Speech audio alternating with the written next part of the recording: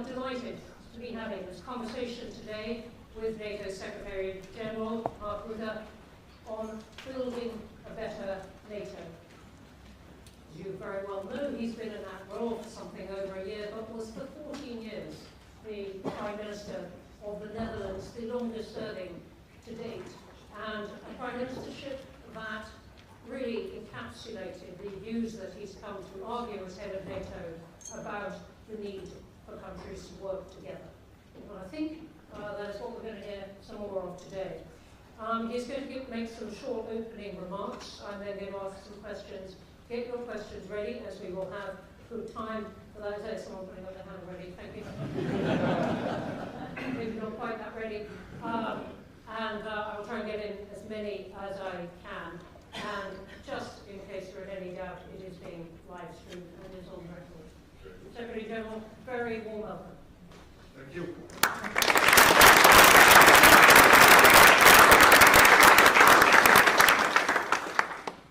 Well, thank you for the introduction, Ron.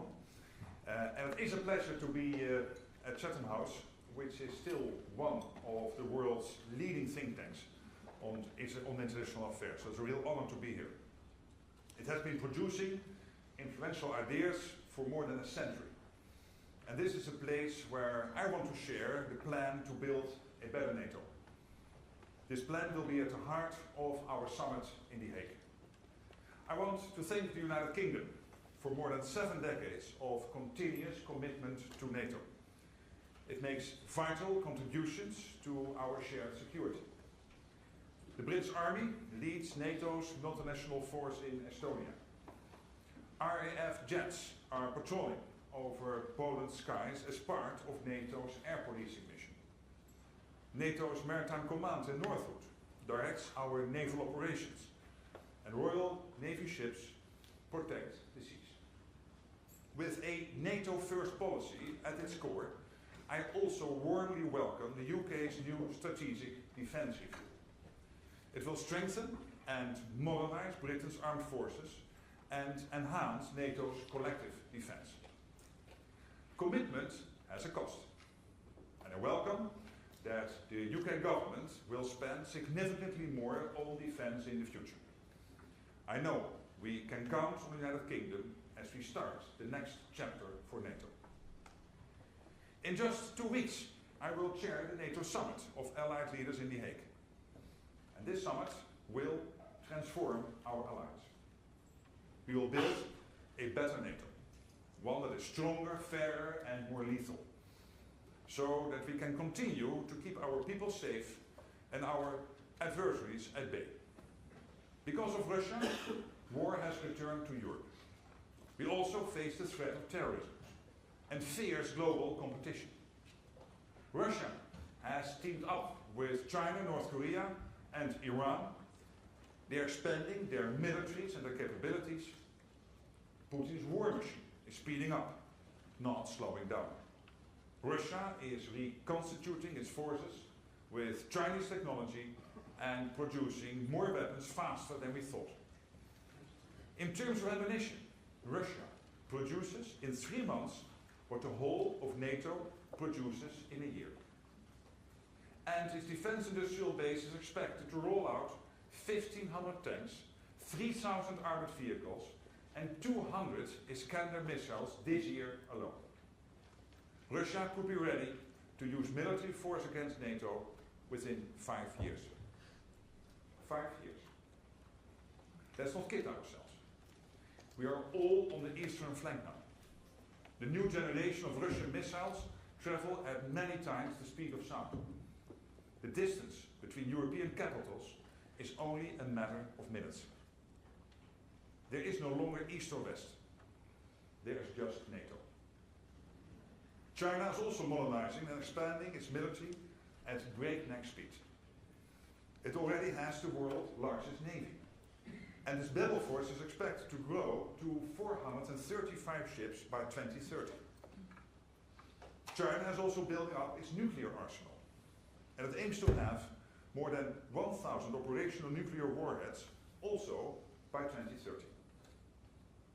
Those who stand against freedom and democracy are digging in.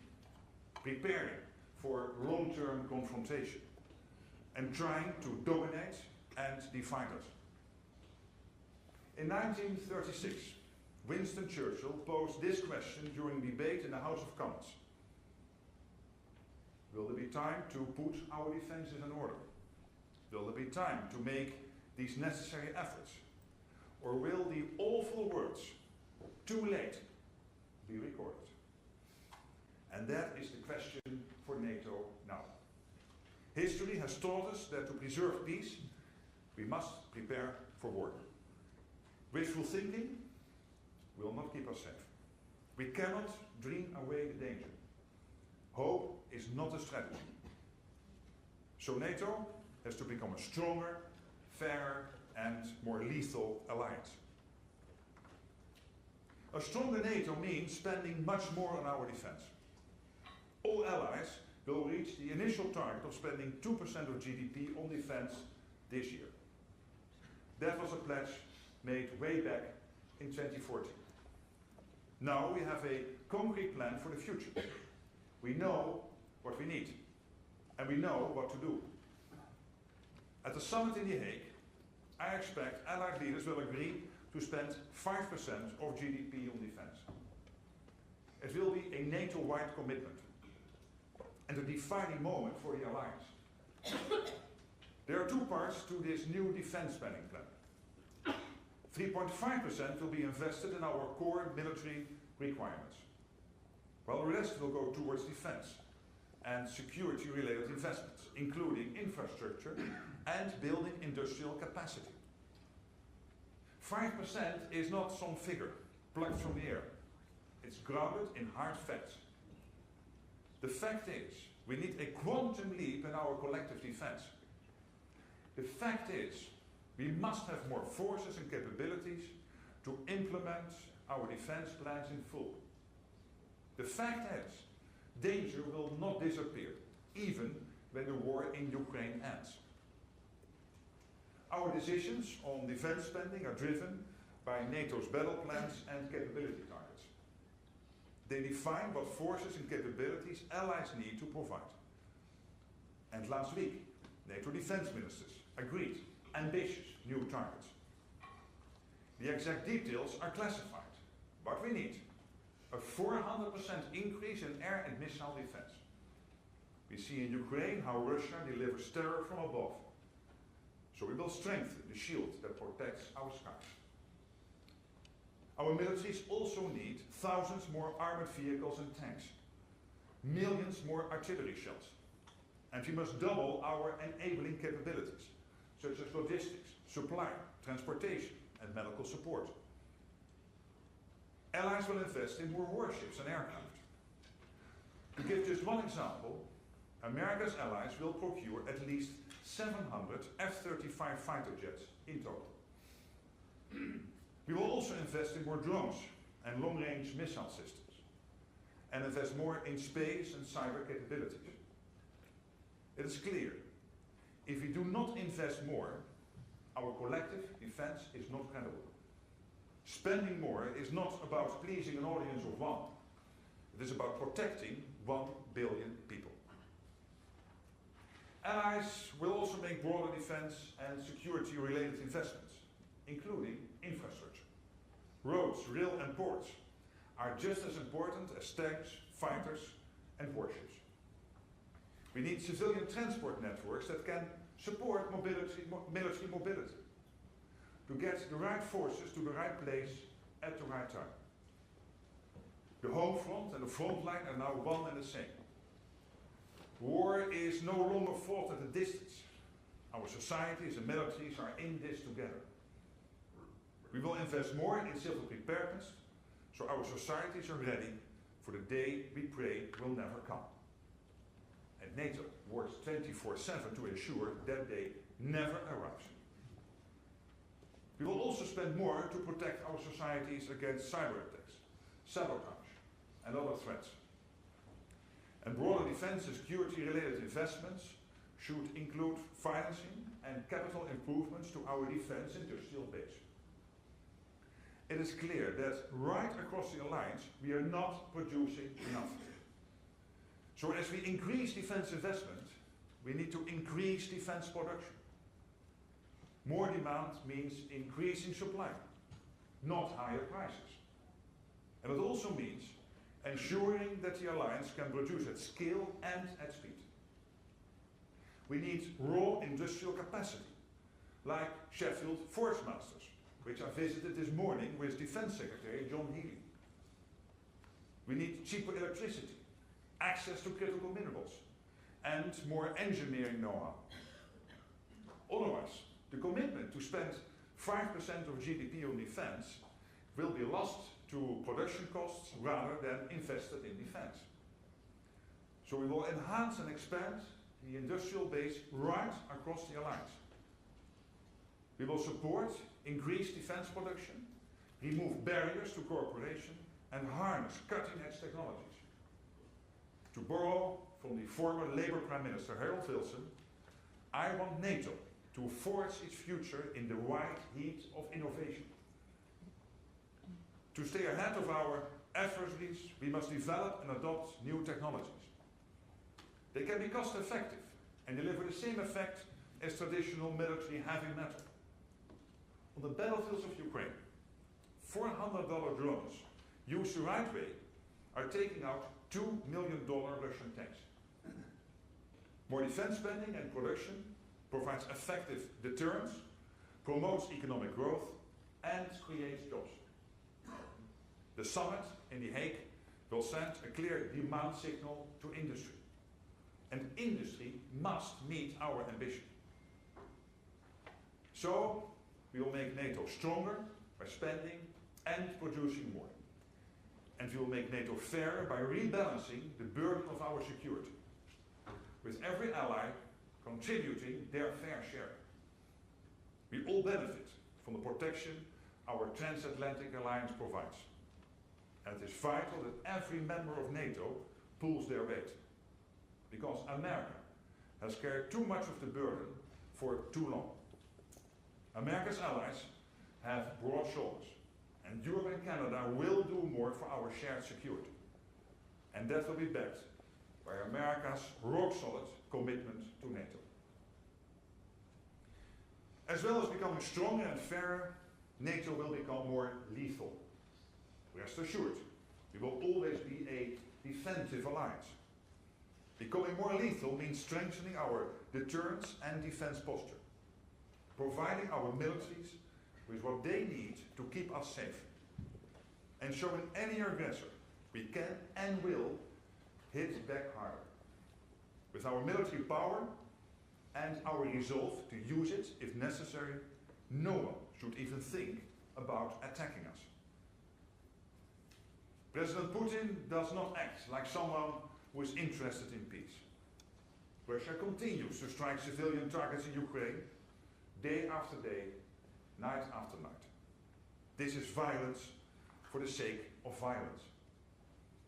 We fully support President Trump's efforts to stop the bloodshed. The people of Ukraine deserve a just and lasting peace. NATO's practical and political support to Ukraine continues. Our long-term support is not about prolonging the war. It is about helping Ukraine defend itself today and preventing any future aggression. NATO stands with Ukraine now and through the challenges ahead. In an age of uncertainty, a strong transatlantic bond is essential. And the enduring commitment by all NATO allies to Article 5, that an attack on one is an attack on all, sends a powerful message. We will defend against any threat from any direction. History has shown that North America and Europe working together is a winning combination. The venue for our summit in The Hague is on Churchillplein, Churchill Square. His bulldog spirit is alive today in NATO. We have the confidence, commitment and courage to do whatever it takes to protect our way of life. There are no second chances when it comes to our security. So we will deliver in The Hague. Friends can be frank with each other, and there will be tough decisions to take. But let us not lose sight of what is at stake. The security of 1 billion people on both sides of the Atlantic. Together, we will secure peace through strength. Together, we will make our alliance stronger, fairer, and more lethal. And together, we will build a better NATO. Thank you.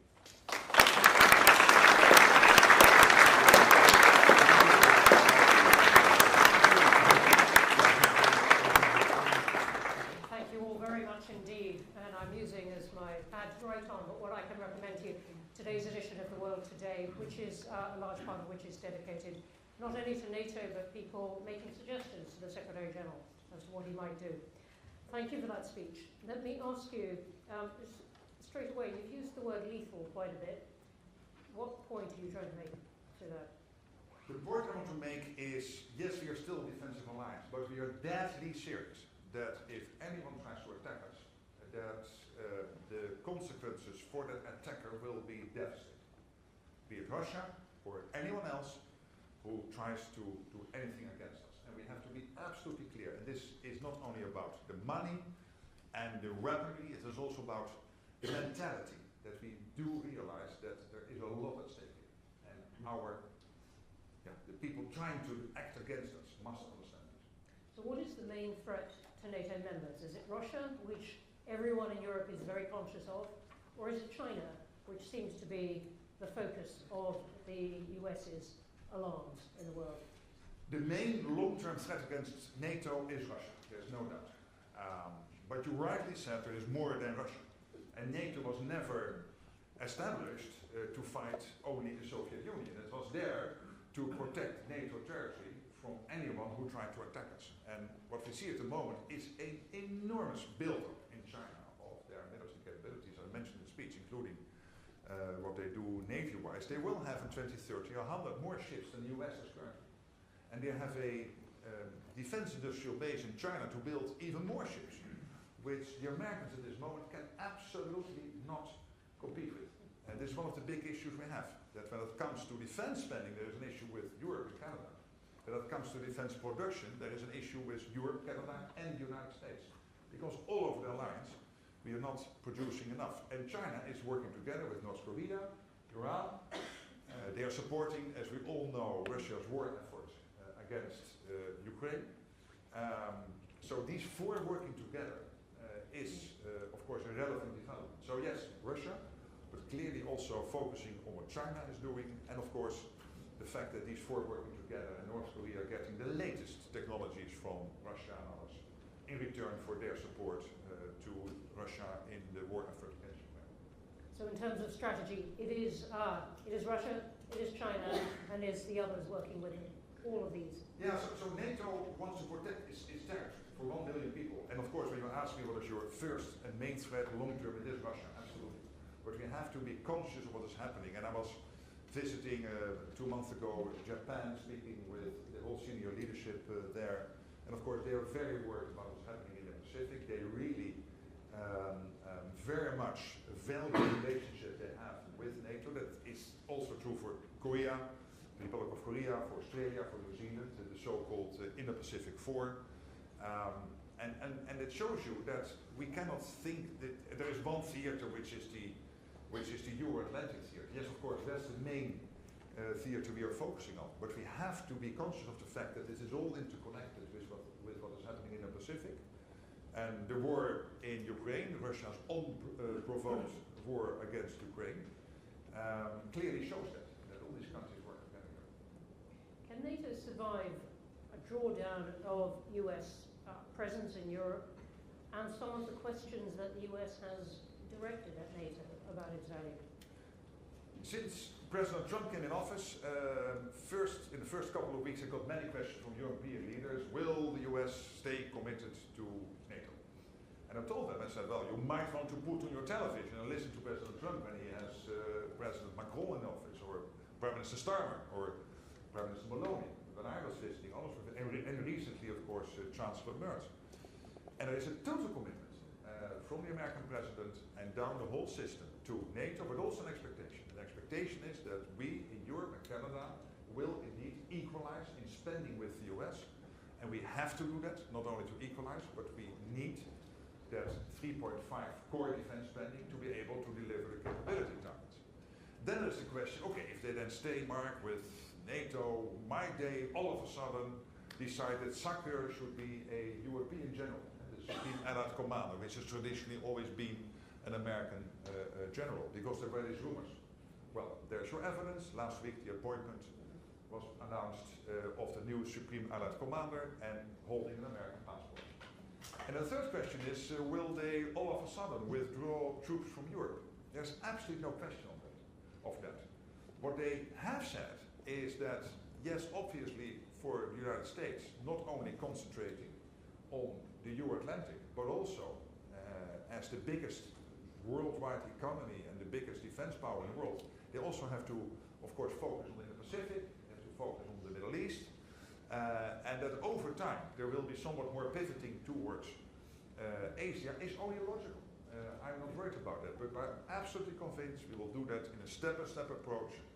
There will be no capability gaps in Europe because of this, and there's absolutely no, and you've seen it when, again, Chancellor Merz visited the White House when it came to the American troops presence in Germany, and a clear commitment of the American president on that point.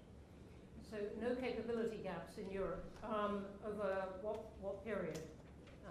Can you say that immediately? That the US drawdown won't happen too fast? I think we can say that the US under President Trump has won this argument, that there has been there for a very long time about Europe needing to spend more, and you've embraced that in what you've said. But he has also said a lot of other things, indeed, about pivoting to Asia. We'll come on to Ukraine in a moment. But on the US perhaps having fewer troops in Europe, is that not going to leave Europe exposed at any point? Not at all. I have no worry about that. And why not? Because in the United States, with everybody I speak with in the Pentagon, in State Department, in the White House, the President, the National Security Council, people are aware. NATO is not only there to, again, quote Churchill, not quote, but refer to Churchill in his famous speech in the US Congress in December 41, to prevent the mistake after the First World War, again after that then ongoing Second World War after Pearl Harbor when he gave that speech. That the long arm of history will reach out again across the Atlantic Ocean to get the new world involved in a war in the old world. It's not only because of that historical reason. In the US, all the generals, all the senior policymakers totally understand that for the US homeland security, for the defense of the homeland of the mainland US, its territory, a secure Atlantic, a secure Arctic, and a secure Europe is crucial. When the Norwegian Prime Minister was visiting, he showed President Trump the pictures of the nuclear submarines just across the border between Norway and Russia. We sometimes forget that Norway has all over Sweden and Finland this border with Russia, and there is that big, one of the biggest, maybe the biggest Russian submarine port. And he said, Mr. President, these nuclear submarines are not there to target Norway. They are there to target the United States. And what we do collectively is make sure that they can never do it. So that deep realization that our security, Europe, Canada, US, is interconnected practically, so not only for historical reasons, but practically, is deeply ingrained in the US. And at the same time, they have more things to think about, like the Pacific and the Middle East, and sometimes also when it comes to Africa, which is only logical. So we spending more for them to pivot more towards, for example, the Pacific, over time, step by step, is possible. What about Ukraine itself? Does it not weaken NATO in some sense if the US president says, look, NATO was part of the provocation for Russia of this war, Ukraine started it, and begins to talk about ways of settling that seem to make many concessions to Russia? But look what President Trump did since he came in office. He many things. Well, I agree, but he broke the deadlock when it comes to Ukraine. He broke the deadlock with Russia. And I'm of the opinion that it is only the American president who was able to do this, to start the dialogue again with President Putin on how to end this terrible war, and he did. and no criticism of his predecessor. I respect all the politicians in the US and we work with everybody. But him doing that, breaking that deadlock, starting that dialogue with the Russian president, and then for us in Europe to think, okay, we can in a couple of months then end all of this. Of course, no, this takes time. It is a step-by-step approach, but it is clear that he closely coordinates with European allies, including the UK Prime Minister and others here in Europe and with Canada on all the steps he's taking. And every phone call he has with President Putin, he prepares with the Europeans and he then briefs out to the Europeans and the Ukrainians afterwards. But him doing this, I think, is extremely important because it is the only way to step by step bring the Russians to a position where they want to end it. To end it and not continue. So in your view, what would be the terms of that kind of agreement that would persuade Russia to stop where it is now or to move back? I don't want to make it even more difficult by having NATO Secretary General start to philosophize here in an open session about what it might look like. But what we do know, what we all agree on, is that whatever the long-term ceasefire, or even better, a real peace agreement will look like, the most important thing is that post that long-term ceasefire and or peace agreement, we have to make sure that it is lasting, that it is durable, and that Putin will never ever try to do this again. And this is why Keir Starmer, the British Prime Minister, together with the French President, and now with a large group of European countries in Canada, is working on what security guarantees might look like. So that going forward, we can be assured that when there is a peace deal or a ceasefire, that we have the plans in place, we can implement them on the day after that happens. And that preparation, I think, is also in close coordination with the Americans, is again evidence that this transatlantic relationship is very strong.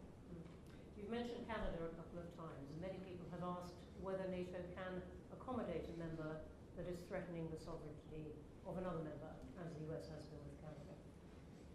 Well, obviously, as Secretary General of NATO, I never comment about discussions between NATO allies. But I've seen a very successful visit of the Canadian Prime Minister to the White House.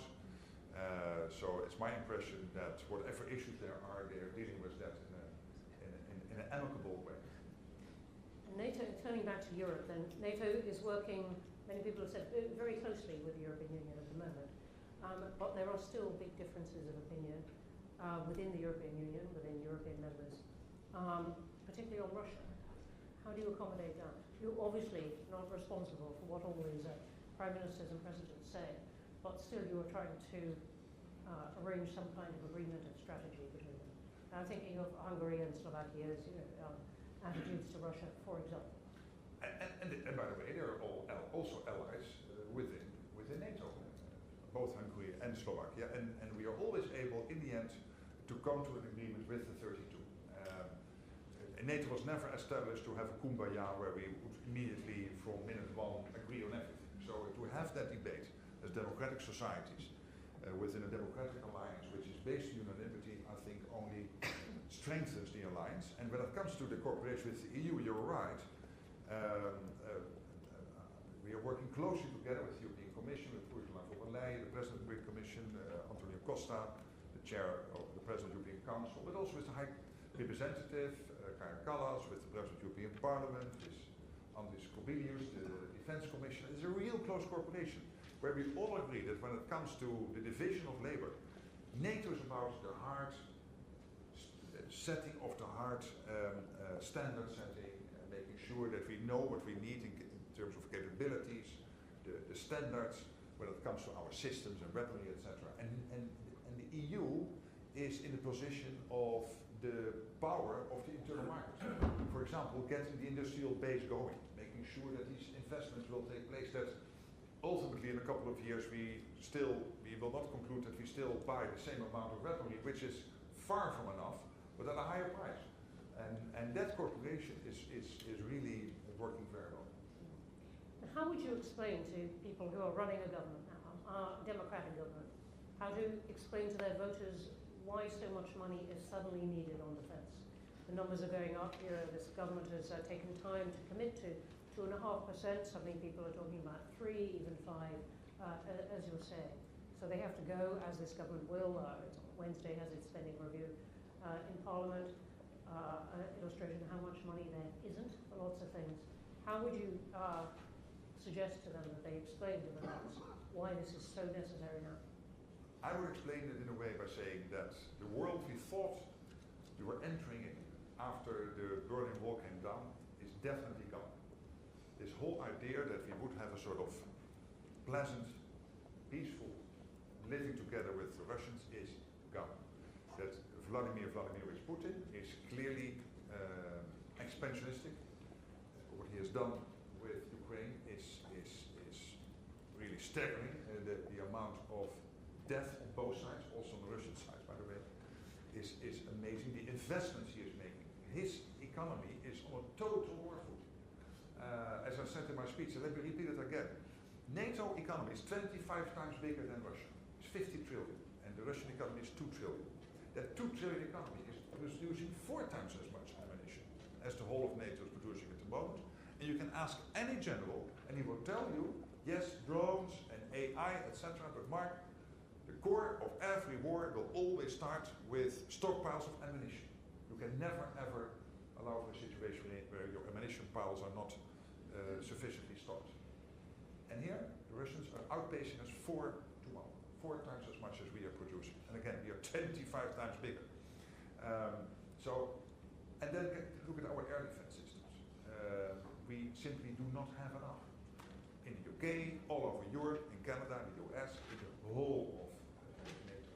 And these are huge investments. We need 5 times as many systems to defend ourselves against missiles, air defense in general. That's a 400% increase. It's huge investments. Our maneuverable land formations, we simply do not have enough.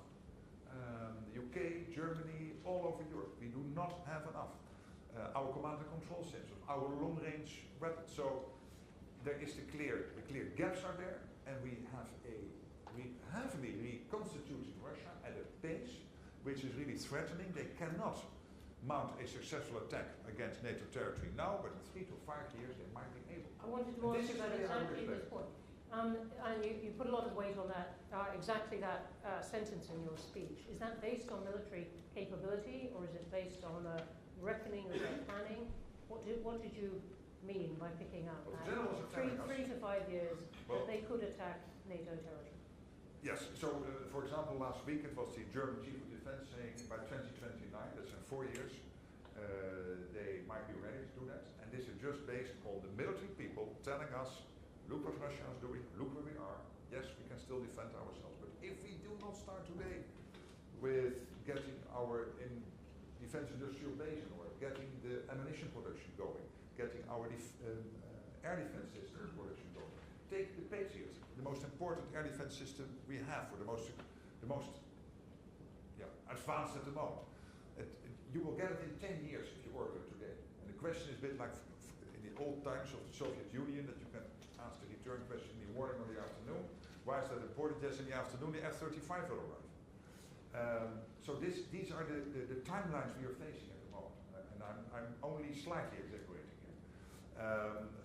And therefore, what keeps me awake at night is not only the spending part. I think we will get there at the summit. What I'm really getting awake at night, when I'm staying awake at night, is because of the defense production. Because for your credible deterrence, it is not only about spending and people, it is also about being able to produce, of course, the latest technologies, drones, etc. I commend what the UK put in the defense review and all of this, and it's really great stuff, and we need that. But you still also need to make sure that you can produce the classic big ticket items. Hence your visit to Sheffield. Let's go to questions. There are tons online. Let me start over here. Let me start at that side and take those two at the edge. Let's take them in. Thanks very much. Carl Dinnan from ITV News. You've just come from Downing Street, where you were talking to the Prime Minister. Did he agree that Britain would spend the 3.5% that you want as core defence spending? And what is the timeline that you have agreed with him for that? Well, obviously, I don't have a vote in the NATO summit. I'm holding the gavel. And it's also not up to me to disclose what we discussed, because I don't think that's fair. But let me just try to answer your question in a different way. First of all, I've seen sometimes in the British press that there is the defense review, and now there is this proposal I made about the 5%, the 3.5 core and 1.5 defense and security related spending. So then people are saying, hey, there is a discrepancy. I don't think there is. Why not?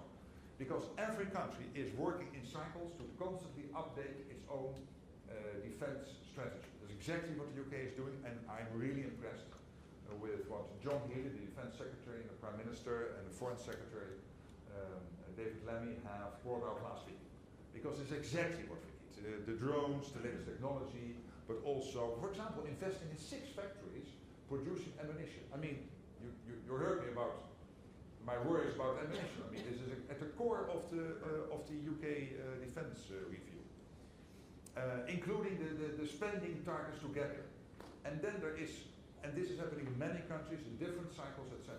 And there is this summit coming up discussing how we get, over time, with a credible path to get there, a longer-term goal of this 5% defense spending. So I don't see a discrepancy here. We will, as I was here today, I will visit Italy later this weekend, also Sweden, and I will be in Canada next week. So we will have many more consultations, and we will discuss the details, of course, in Brussels. I really think we will get to a common position. Okay, I'm going to take a few more down here. Let's take the next one more, and then in the row behind. Okay. Harry Fawcett from Channel 4 News.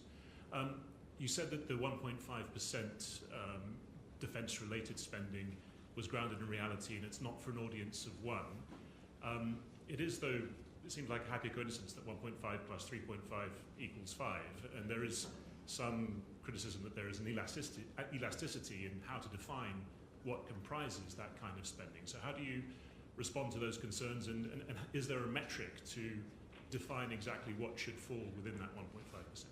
So what we did, we have the old 2%, which was agreed in Wales, and there are clear definitions what you can count to the 2% core defence spending. We are not going to change those criteria. So they will remain, and the 2%, if I get my way, will be 3.5%. But then when we were discussing all of this, and also look at the UK Defence Review, which is also spending a lot of time on this and a lot of is discussing this. Yes, there is the core defence spending, but you need bridges which are able to hold a tank.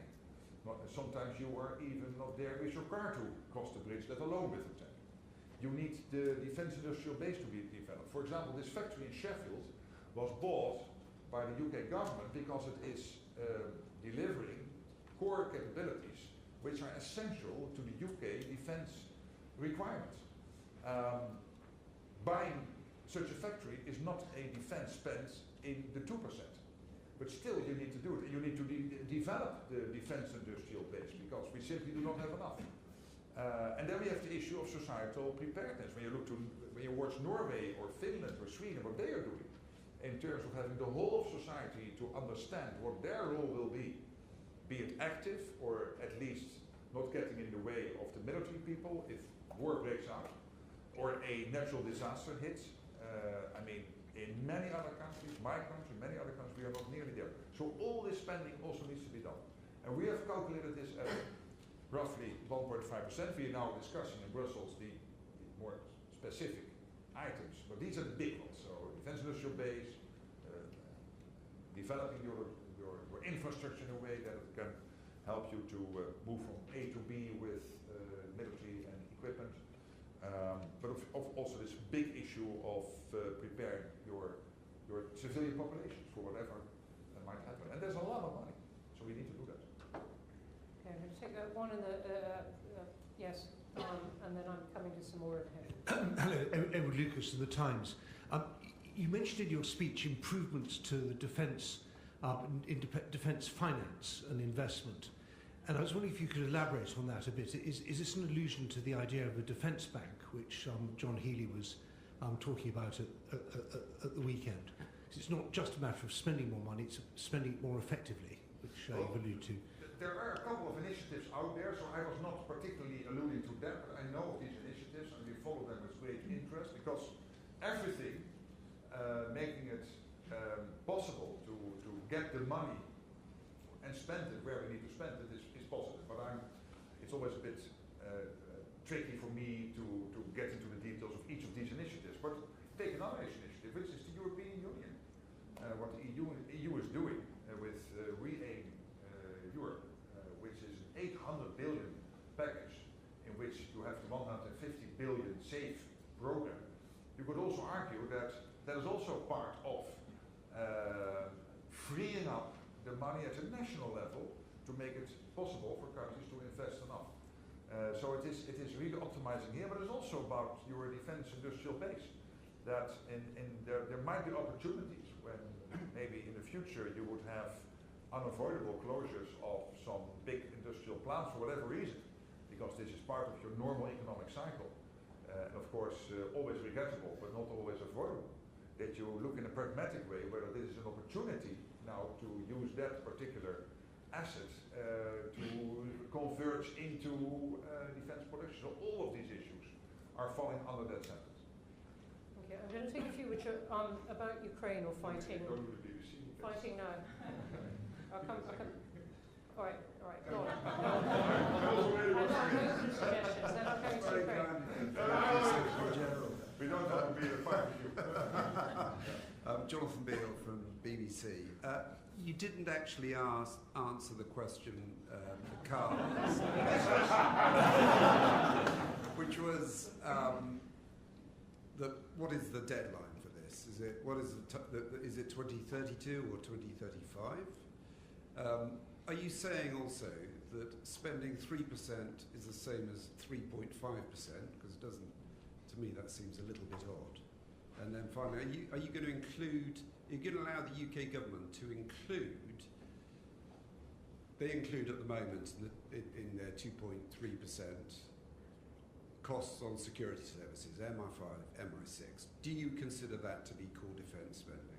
Thank you. Well, first of all, the definitions we use when it comes to the present 2%, and for the UK that is now 2.3, moving into 2.5, and I also heard the number of 3. We are not changing these definitions, and there's always a little bit room of flexibility, but not a lot. And so that's something there. I know from my previous role that we had many debates with NATO what the Netherlands could figure in the defense spending and not, and there's always a little bit of a negotiation going on there, and in the end you somehow reach a consensus. Right? So I'm not aware of what exactly the debates are between the UK and NATO on what they figure in the 2.3 or 2.5, let's say in the 2%. But I would not be amazed at that debate takes place, because most allies are having those discussions. When it comes to your first question, I have a clear view on when we should achieve that. I keep that to myself because we are having these consultations now with allies, and these discussions are ongoing, and we will in the end agree on a date when we have to be there. For me it is important that it will not be, as I said last week when we met in Brussels, it will be a flat line, and then at the year where we have to achieve the 5%, the 3.5 and the 1.5 a hockey stick, and then all of a sudden, because you cannot spend all that money in 1 year, there is an absorption capacity issue. You can only spend so much extra each year, so there has to be a credible path. That for me is very important, that countries commit to that and develop that path and share that with NATO, so that we would not have the same as in 2014. We commit all to 2%, the UK was on 2%, Greece was on 2%, the US was on 2%, but basically till Trump became president, nothing happened. And then all of a sudden everybody woke up in Brussels in 2018, and the spending went up. So we have to have a credible path there. And then on I didn't understand the 3. So for what I propose is 3.5 core defense spending by date X, and that's being discussed now, and 1.5 on defense related. So we are not putting out a number of 3 anywhere. Okay. So Has anyone got a question on Ukraine and Russia? There's quite a lot online. I want to take a whole group. Let me take several on that. Mauricio, who's here, and then I'm going to come right to the back. Thanks very much, Bronwyn. Thanks, Secretary General, for coming and speaking to us. I have a question. 2 summits in a row, Ukraine was said that it has an irreversible path to NATO. Fast forward this spring, we hear that the United States is perhaps ready to offer Russia a concession, which means Ukraine will not join the NATO. So my question is whether such concession would make NATO better or worse, and will Ukraine join you in The Hague? Well, first of all, my aim now is for this summer to have a very concise list of conclusions, so a communique which is concise. You know from the last Washington summit, I think it was 60 pages, 19 paragraphs. It will be considerably more condensed than that. And that means that you do not always have to repeat every sentence and every previous made commitment, because it stands. The strategic concept stands. The Washington communique stands. So the irreversible path of Ukraine into NATO is there, and it is my assumption it is still there after the summit. Whether it is again in the communique or not, I think that's not relevant, because all the language we previously agreed on is there till we decide it is not any longer there.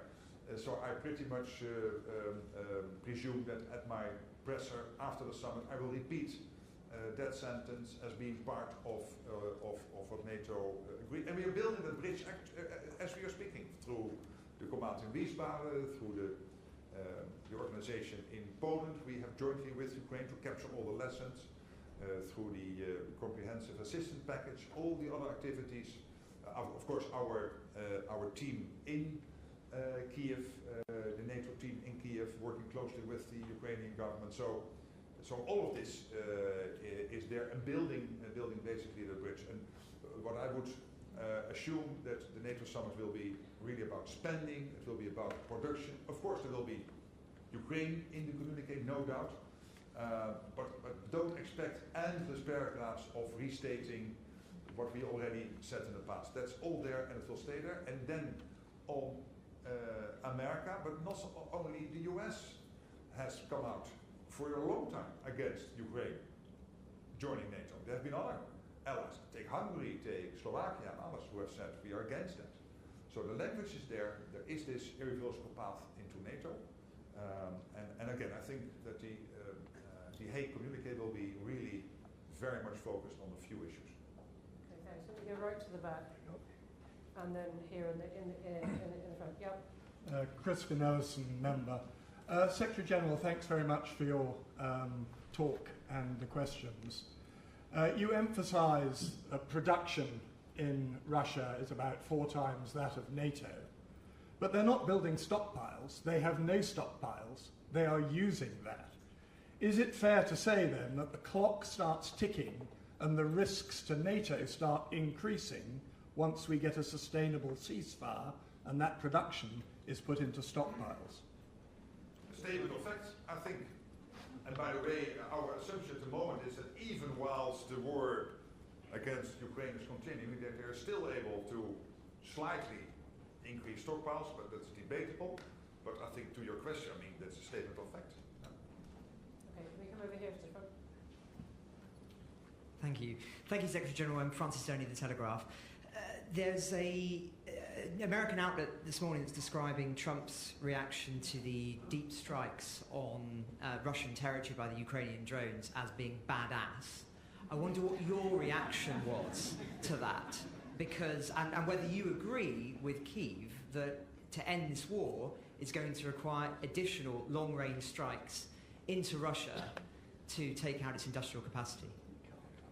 Well, to end this war, we need Putin to come to the negotiating table and not with this historian who is now popping up in Istanbul twice and again telling us about the history of Russia and Ukraine from whatever the 12th century, I don't know what it was. And constantly restating what they stated already in 2022, you need a Russia which is serious, wants to negotiate and end the war. And to get there, it all, I think, starts, of course, with keeping Ukraine strong in the fight, but also we need what President Trump has been doing, breaking the deadlock with Putin, starting that starting that dialogue. I really think it starts from there. And when it comes to what happened Sunday a week ago, let's not forget what the Ukrainians were doing was taking out capabilities of Russia to hit innocent civilians in Ukrainian cities and communities, going about their daily lives, not being in the military, just normal, average citizens, as we are sitting here in this room, being under the threat of these Russian capabilities. And in a very innovative way, they diminished to a certain extent, and we don't know exactly what the extent is, but of course it had a considerable impact, it seems, the capabilities of Russia on this. Quite a few questions online about whether you're expecting a big summer offensive from Russia, either against Ukraine or looking at Lucy Rogers' question, military images of Russian bases along NATO's eastern flank. But I think the thrust of the questions is about a summer offensive against Ukraine. We don't expect any offensive against NATO territory. There's no reason to believe that. Because again, the next 3 to 5 years, he knows that the reaction will be devastating for Russia, so they will not do that. But we have to make sure 3 to 5 years he still knows that it is devastating, so that we are prepared. And when it comes to Ukraine, I'm not predicting what might happen on the Russian side. What we have to do is to make sure that Ukraine has what it needs. The ongoing military support. The United Kingdom, by the way, we are here in London. This country is on at the forefront since the start of the war. Boris Johnson, Rishi Sunak, and now Keir Starmer, providing consistent leadership when it comes to keeping Ukraine in the fight. And of course, together with other European nations, but the UK has really been one of the leaders in this effort. Let's go to the right at the back. Yes. Thank you. My name is Farah Muslimi. I'm from the Middle East team at Chatham House. My question is not about Ukraine, but about Russia. Do you see Russians or the Chinese playing any role in the Red Sea, in arming the Houthis or training them? And overall, where does the NATO see the Red Sea crisis, let's say in your top 10 of risks? Does that flag on your radar overall? Thank you. Well, here our biggest worry, of course, is with Iran. And the fact that Iran is part of this foursome, this really awful foursome of North Korea, China, Iran, and Russia. And I have no reason to believe, and no one has any reason to believe, that Iran is doing this because they just want to be friendly to the Russians. We assume that they get a lot for this in return, particularly money. And as we know, Iran uses this money directly and through its proxies to stir conflict in the Middle East. So there is at least an indirect link, as there is a link between what North Korea is doing, supporting Russia's war effort, getting missile technology in return, which is posing a threat to the US mainland. Thank you. Let me come in the orange.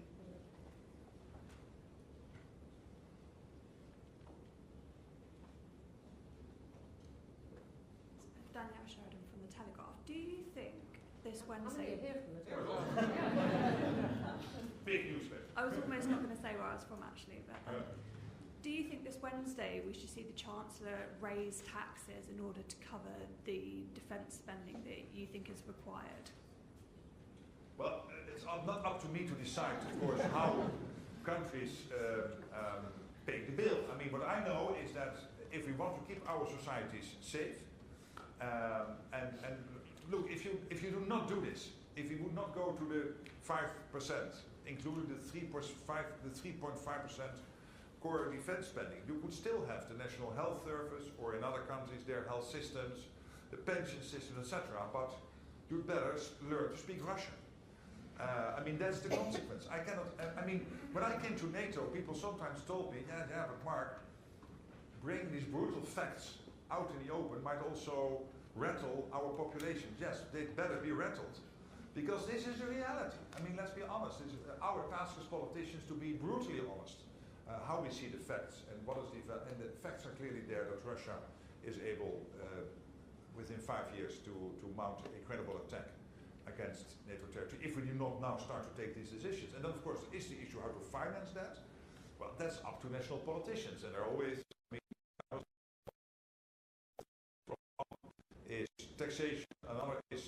things elsewhere, is a higher deficit. I mean, in the end, politics is making choices in scarcity. This is why you choose your politicians, and then a centre-left politician will make different choices from a centre-right politician. But okay, that's up to the national government. But my point is, we've got to do it. The Dutch government, which was pursuing very much your line about increasing defence spending and support for Ukraine, has collapsed. Do you feel that... not because of this war. No. Because of the difficulty in spending. All right, let me just try and tuck in a couple more, at least one more question. Right here on the edge. There are lots and lots and lots of hands up, and I'm going to go here in the middle. Let me take two together. But on the edge of the Hi there, Johnny Singh, Chatham House member. You mentioned critical minerals here. Hello. Yes. Hi. You mentioned critical minerals in your speech. I wonder what role do you envisage NATO has in either securing or procuring or the supply routes around critical minerals? Okay, let me take. There's one on the edge of the aisle there, and I'm going to get in the front here as well. Yes. Thank you very much. My name is Jeroen Ouwehand, and as a citizen of The Hague, I wish you all the best and good luck with the summit in a few weeks. You already have left the city. I'll be back before the summit. But I say so as a citizen of The Hague, but also as a worried NATO. This is absolutely wonderful. Do you have a question? I do, apart from wishing you good luck. My question has nothing to do with which has been on the table so far, but it's about climate change. And I just wondered, EU Commissioner Hoekstra warned about the security threats as a result of climate change, and I wondered what your thoughts were on that. Was this increased spending? How did this factor into your thinking? Okay, thank you. And I'm just going to slide in this one here at the front. You have a microphone.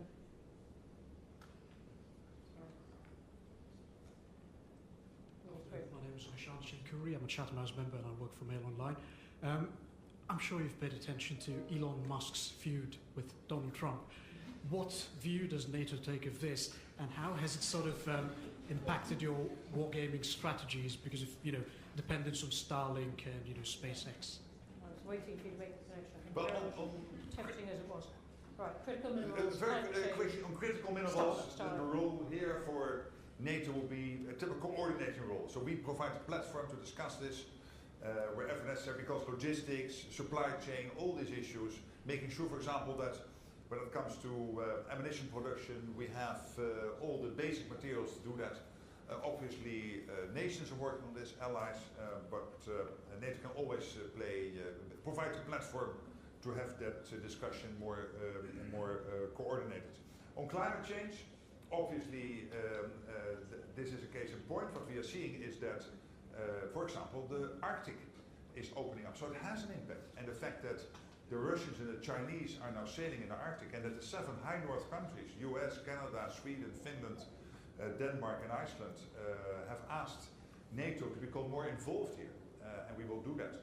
It's clear evidence of this, and so we have the issue of icebreakers, China, Russia active there, and this has to do with the fact that these routes are opening up, and this has to do with the fact that global warming is taking place. And NATO has, after long consideration, decided not to have a view on what's happening at the moment. Okay, thank you. We are going to have to stop there. I'm so sorry. Thank you for the terrific questions online. Yeah. I didn't take so many because they overlap with what we had discussed already, but they were great and great to have them. Thank you, everyone, for coming and for your excellent questions. Please join me in thanking the Secretary.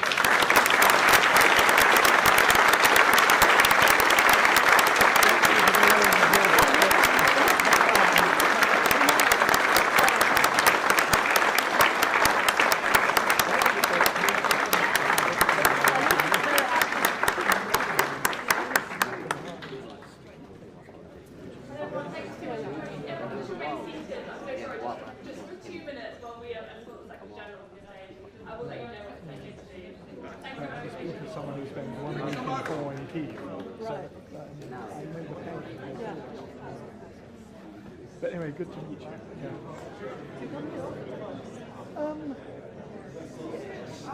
Reasonably often. And then Bronwyn facilitated an event I ran in Davos on Ukraine, at Ukraine. I look after my company first in Ukraine. You were first on the pathway. I'm actually consulting. So at the moment, what we're doing, which one are we doing?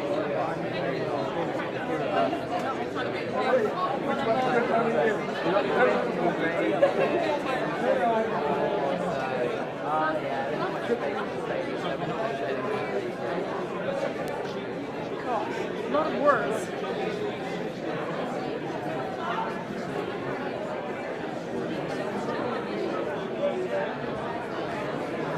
What's the credible pathway to exit?